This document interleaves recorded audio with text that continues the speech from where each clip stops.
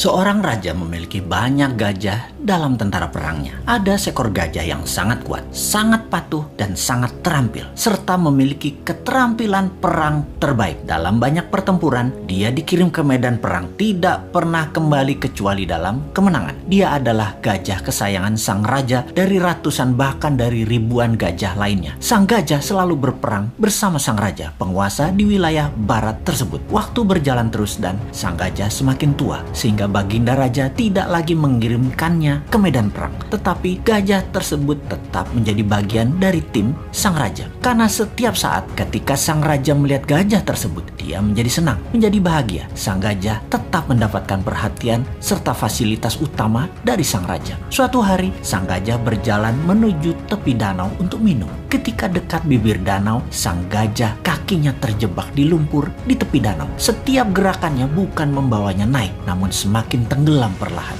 Dia terus berusaha, namun dia tetap tidak bisa mengangkat kakinya dari lumpur. Beberapa orang melihat usaha sang gajah dan tahu bahwa gajah tersebut dalam masalah besar dari nada suara teriakan belalainya. Dan berita ini pun tersebar cepat sampai akhirnya ke telinga sang raja. Semua orang panik karena tahu gajah ini kesayangan raja. Raja pun bergegas ke lokasi. Melihat gajah tadi terus tenggelam perlahan tanpa daya, sang raja memerintahkan semua orang di sekitar membantu mengangkat gajah tersebut. Mereka menggunakan berbagai cara untuk mengangkat gajah tersebut, namun tetap tidak bisa terangkat.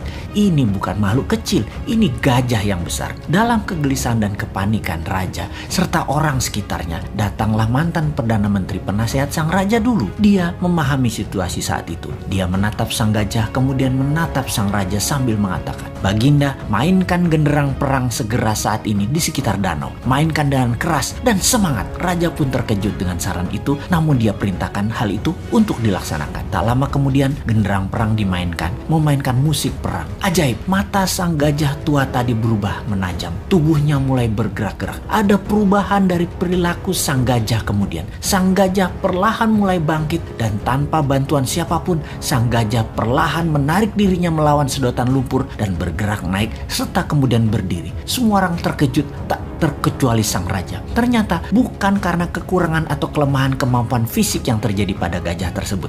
Yang dibutuhkan hanya suntikan semangat dari dalam. Dan ketika hal itu didapati, semuanya terselesaikan masalah apapun yang dihadapi. Untuk mempertahankan semangat dalam diri, sangatlah perlu sahabat semua mempertahankan tujuan hidup ke depannya di dalam pikiran bawah sadar kita. Dan jangan pernah ada rasa kalah atau menyerah dalam diri kita. Sahabat, mengapa saya menceritakan hal ini? Di saat pandemi saat ini, di waktu yang berat seperti saat ini, di saat ketidakpastian menghadang di depan, kita semua harus terus menyuntikkan semangat di dalam diri serta orang-orang di sekeliling kita. Pastikan kita semua punya visi dan misi yang jelas, purpose of life, dan semangat yang besar tadi. Pastikan ada genderang perang selalu menyala dalam diri Anda. Kita harus terus bersemangat untuk selalu sehat, makan makanan yang bergizi, selalu bersama orang yang membawa diri kita ke atas, penuh cinta dan penuh tawa. Pastikan kita berhenti menyalahkan keadaan seperti ini. Juga pastikan masalah yang terjadi saat ini yang memperlakukan kita negatif seperti saat ini tidak perlu ditakuti. Banyak hal indah dan besar terjadi di sekeliling kita. Ada solusi atas apapun masalah yang terjadi saat ini. New Mind salah satu solusinya. Dan